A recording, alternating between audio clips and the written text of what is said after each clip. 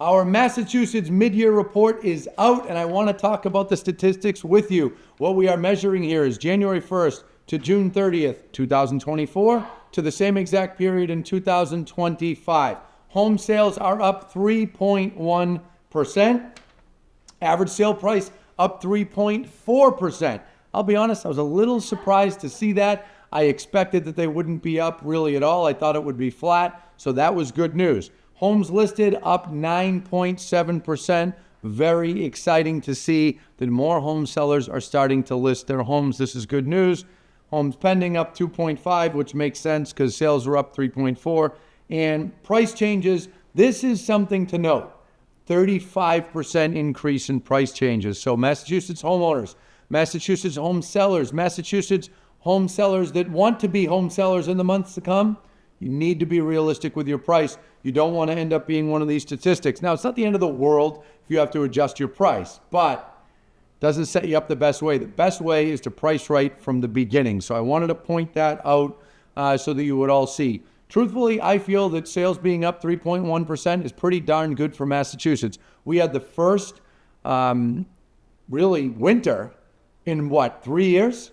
3 years. We haven't had a winter that was cold and snowy, and we had that this year. That's why March home sales were down, and that had an impact. So given the fact that we had that type of winter and the change of an administration with the president, anytime that happens, there's always a bit of a slowdown in the market. These numbers are pretty darn good, and I see sales being up for the second part of the year as well. So what does all this mean for home buyers and home sellers? Number one, buyers. I always say best time of the year to buy a home, second half of the year, and we are here. Very good news for you. The best months to buy are here pretty much from this point until you get to about the week before Thanksgiving, and then inventory starts going down again. So you should be excited about that. You should be out looking at homes, making an offer on a home if you see the one that you want. But as I always say, don't overplay your hand. Just because we're in this time of year and there's more homes to choose from, more inventory, and less buyers to compete with,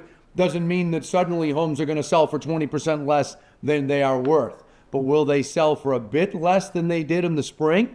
Yeah, probably. So be aware of that. Be excited about it. Home sellers, I hope you just heard everything I said, because you have to keep that in mind when you're listing your home. Now, if you're selling and buying something else, well, good for you. Then you get to take advantage of it. Yeah, you won't sell for as much as you would have if you listed in February or March, but you also won't pay as much as you would for a home as then. If you're only selling, then yeah, it's not the best time of year to singularly be selling your home, but be cautious with that. Don't be necessarily tempted to wait until the first of the year, because it depends upon the situation. If you need to sell, you need to sell, but you need to be realistic. Okay, one of the things that I noticed in almost all the states that I reviewed here in New England is every state price adjustments were up dramatically in the first 6 months of the year compared to the first 6 months of 2024. Why? Because sellers were stretching too much.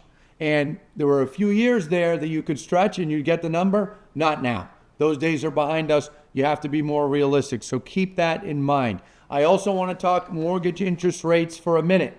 Back in April, when everybody was worried about tariffs, for that first week, rates went down. Then rates went up because bond buyers pulled back and they were nervous. Well, since that time, rates have come back down, and now they're even below where they were in early April, which is very, very good news. I hope to see progress with some of the things that are being worked on economically, globally, because if some of those things get in line, like I had mentioned in my video last month with the tax reform, that's a help towards mortgage rates. The other one is some of these trade deals, like the European Union trade deal that was about a week ago. Now it sounds like China is on deck. Hopefully they can make a deal.